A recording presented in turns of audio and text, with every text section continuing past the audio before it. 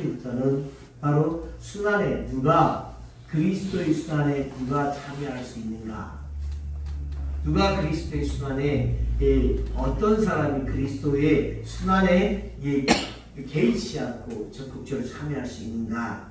이 부분에 대해서 이 사순사주일은 하느님의 자비를 입은 자, 그 자비를 아는 자, 그 자비를 사는 자가 바로 예수 그리스도의 순환에 참여할 수 있다라고 지난 한 주일 동안 묵상했습니다. 사순오주일은 누가 그리스도의 순환에 참여할 수 있는가?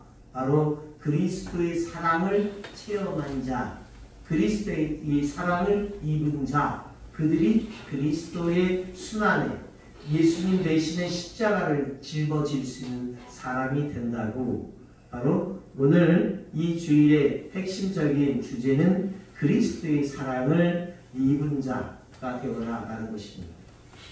바로 우리가 잘 아는 것처럼 그리스도의 사랑을 나는 어떤 사랑을 입었을까? 예수님의 사랑이 나한테 어떤 것인가? 이것에 대한 섬세한 숙고와 성찰이 필요합니다. 실질적으로 예수님의 십자가가 골고타 언덕까지 십자가상의 죽음에 이르기까지 그곳을 지켰던 사람들 중에 바로 한 여인이 있었습니다. 그 여인이 바로 오늘 요한복음 8장에 바로 오늘 복음의 주인공입니다. 예수님은 끊임없이 어떤 스캔들이 따라다녔습니다.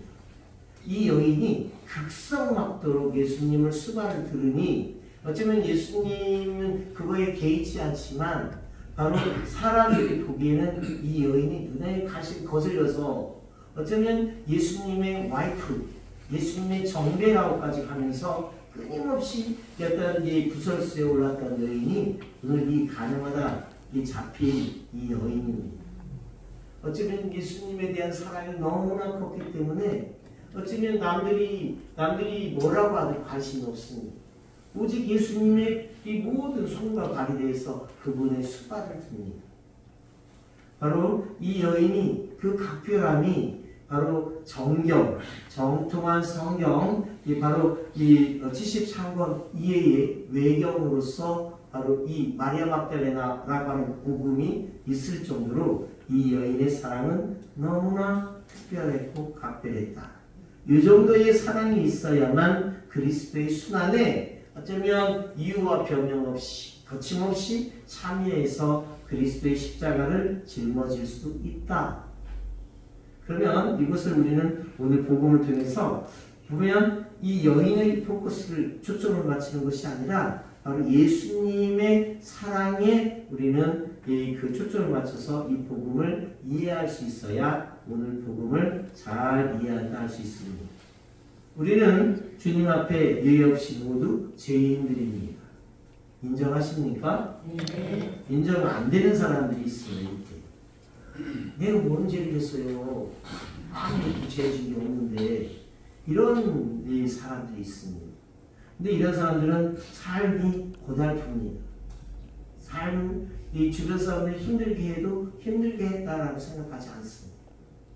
여하튼 우리는 주님 앞에 모두 죄인들입니다. 너나 없이 용서받은 죄인들이며 앞으로도 예수님의 사랑이 너무나도 필요한 우리들입니다. 우리는 아무도 이웃을 판단할 수가 없습니다. 왜? 내가 죄인이니까. 똥 묻은 개이니까. 인정하십니까? 네. 근데 이게 잘 안 돼요. 그죠? 보면 남을 판단하려면 먼저 내 자신을 판단해야 된다. 우리는 예수님의 이 특별한 사랑과 용서를 입어야 살 수 있는 그리스도인들입니다. 그러면 그분의 사랑이 어떤 것인가? 오늘 복음에서 보면 바로 가늠하다 붙잡힌 이 여인, 모세의 율법대로 한다면야 능히 돌로 쳐 죽임을 당하야 마땅할 죄인입니다. 이 여인을 가지고 율법학자들과 바리사이들은 의기양양하게 이 여인을 짐승처럼 끌고 와서는 시집되면서 예수님 앞에 뒀습니다. 이 순간 이 판단을 내려야 되는 예수님은 진퇴양난에 빠져 있습니다. 어떤 이 어려움인가? 첫 번째는 만일에 이 예수님이 바로 여인을 돌로 쳐 죽여라, 모세의 율법대로 이 돌로 쳐 죽여라 하신다면 여지껏 예수님이 가르쳐온 사랑이라고 하는 계명, 이웃을 사랑하라고 하는 그 모든 가르침이 물거품처럼 사라지는 순간입니다. 당시 또한 유다인들에게는 사형 선고의 권리가 없었습니다. 그러므로 이 율법학자들은 교묘하게 어떤 자신들의 손에다 피를 묻히지 않고 로마법에 저촉되는 이러한 방법을 써서 바로 예수님을 제거하려 했던 것입니다. 또한 두 번째 경우가 진퇴양난인데, 여인을 또한 용서해줘라 하신다면 하느님의 율법을 정면으로 거스르는 행위가 됩니다. 음행을, 또한 예수님이 음행을 장려한다고 하는 비난을 받아야만 하는 여기에 어려운 처지에 몰려 있습니다. 그러나 예수님은 이러한 어려운 상황에서 이 여인의 죄를 묻지 않습니다. 오히려 예수님은 곰곰이 생각하시다가 너희 가운데 죄 없는 자가 먼저 저 여자에게 돌을 던져라 하고 반문하십니다. 참으로 성서당에 가장 명쾌한 지혜로운 답을 내린 것이 솔로몬이라 하지만 솔로몬이 이 순간에 비교도 안 되는 순간입니다. 바로 이 돌을 던져라, 이 말씀을 듣고 웅성대던 그 군중들 중에 성서는 오늘 복음에서 제일 강조한 표현이 나이 많은 사람들부터 이렇게 쓰여 있습니다. 굉장히 강조한 부분입니다. 나이가 많다는 것은 그만큼 죄가 많다는 것입니다. 나이가 많아서 인격이 그만큼 쌓이면 얼마나 좋겠습니까? 그러나 우리의 사람은 피조물로서 안 된다. 그죠? 이걸 인정하십니까? 네. 이걸 인정해야만 예수님의 수만에 들어갈 수가 있어요. 아니, 제가 너무 죄를 졌다고 아까 웃겨들수록 더 어려워집니다. 바로 복음은 나이가 많은 사람들부터 하나씩 하나씩 그 여인의 이 주변에서 돌멩이를 들고 시집대다가 하나둘씩 던지고 떠나가는 것이 아닙니까? 그 기세등등하던 자들이 꽁무니를 빼는 것입니다. 왜냐하면 돌로 쳐맞아야 할 진짜 죄인은 다름 아닌 바로 자신들이었기 때문입니다. 이 순간을 우리는 성서에서 기도하기가 어렵다라고 하는 사람들은 이 정도는 다른 것 쓰지 않고도 묵상할 수 있는 소재가 됩니다. 그죠? 이런 걸 관상적 소재의 가장 기본적 자료라고 얘기하는 겁니다. 이런 걸 가지고, 이것만 가지고도 100번 묵상해 보십시오. 100번 다 다른 답이 나옵니다. 여하튼 바로 다시금 예수님은 씁니다. 여인아, 그 사람들이 다 어디 갔느냐? 너를 단죄하는 사람이 아무도 없느냐? 선생님, 아무도 없습니다. 그저 예수님이 그럽니다. 나도 너를 단죄하지 않는다. 여기서 더 중요한 표현이 나옵니다. 나는 가거라. 이제부터 죄 짓지 마라. 어떻게? 다시. 이게 요한복음에서 제시하는 가장 핵심입니다. 너가 지금 분명히 죄를 안 지은 게 아니라 죄를 지었다. 나 지금 내 사랑으로 용서를 받았지만 다시 지을 때는 문제가 된다. 심각하다. 다시는 죄를 짓지 마라. 이게 우리 그리스도인들의 소명의 신앙이라는 이런 것입니다. 우리는 죄가 많고 답이 없지만 다시는 죄 짓지 않도록 용서받는 사람들입니다. 그죠? 네. 이 부분을 깊이 있게 묵상할 수 있는 우리가 되어야 합니다.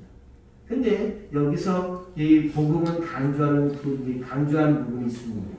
바로 이 복음에서 실천적으로 두 가지를 묵상토록 하는데, 하나는 예수님께서는 가늠한 여인을 죄인으로 단정짓고 심판하는 데는 아주 느리게 대답을 하십니다. 이 딴전 피듯이 몸을 굽히시고 손가락으로 땅에 무엇인가 자꾸 쓰십니다. 근데 성서를 모르는 사람은 저 순간 예수님 뭘 썼대 도대체?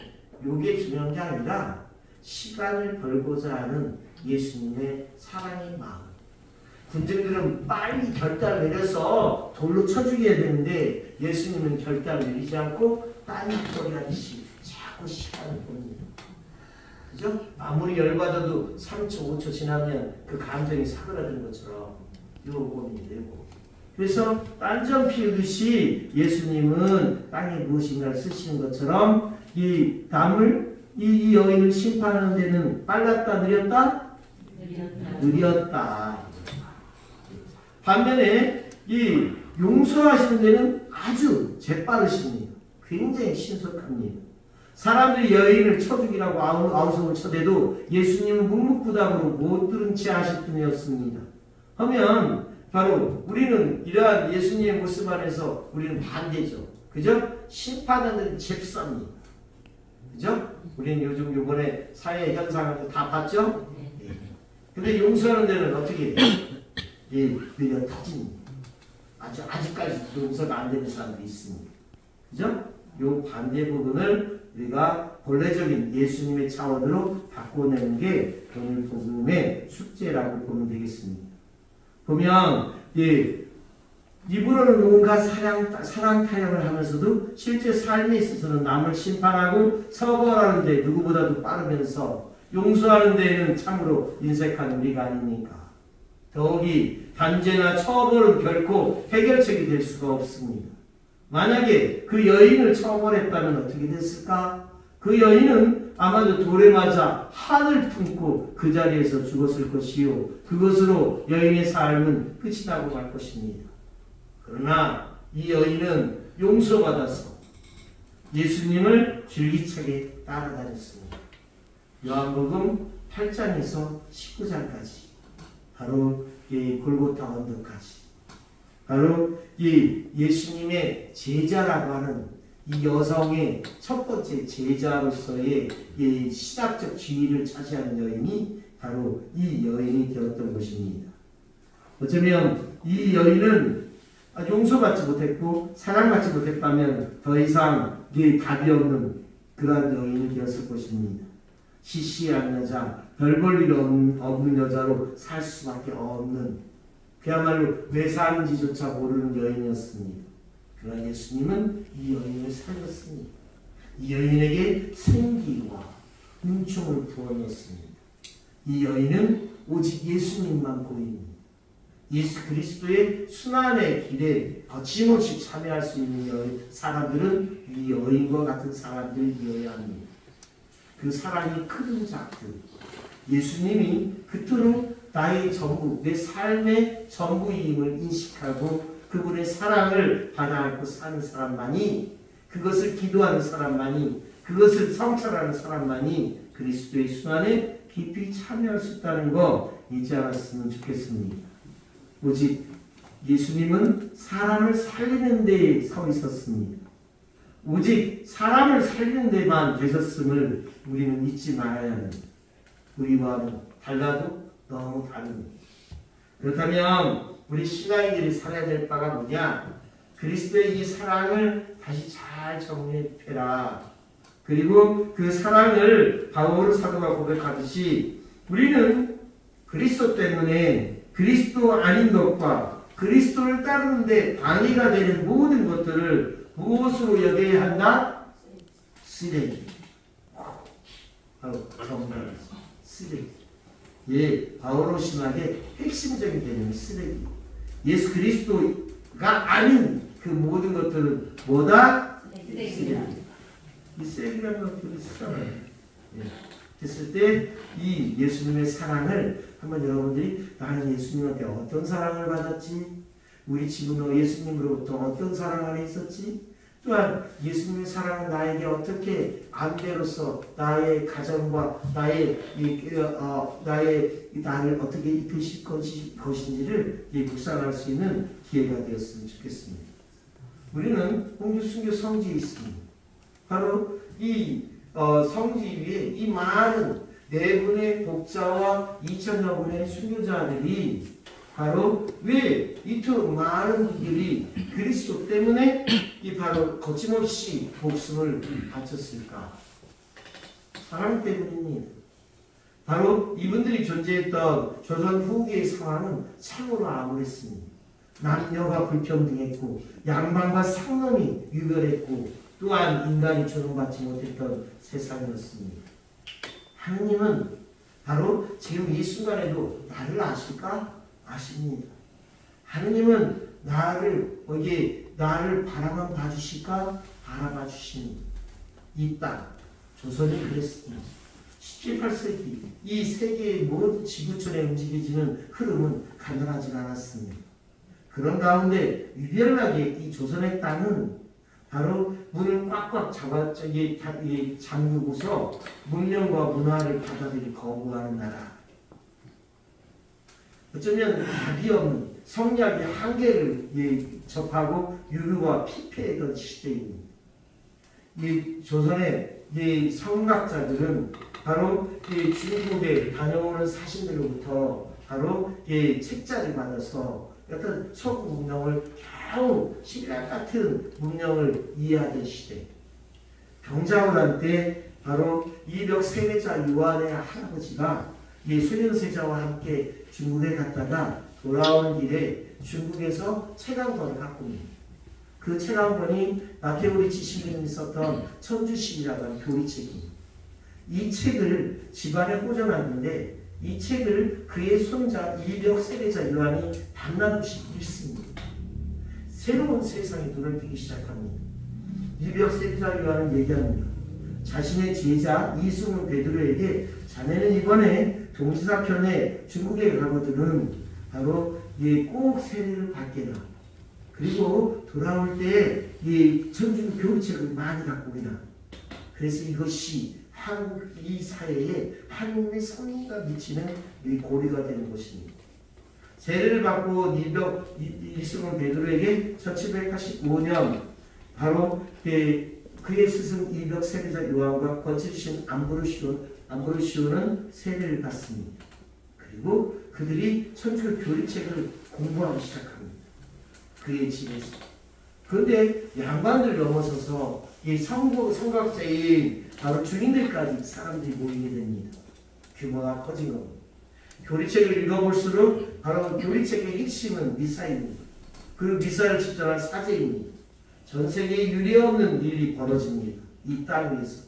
바로 가짜 짝퉁 신부님을 만들어 놓고 이제는 이번 주는 자네가 미사하시기 다음 주는 자네 차례일세 하면서 바로 가짜 신부를 만들어 놓고 이 10명의 사제단을 만들어 놓고 바로 이 천주교 모임을 유지해가기 시작합니다.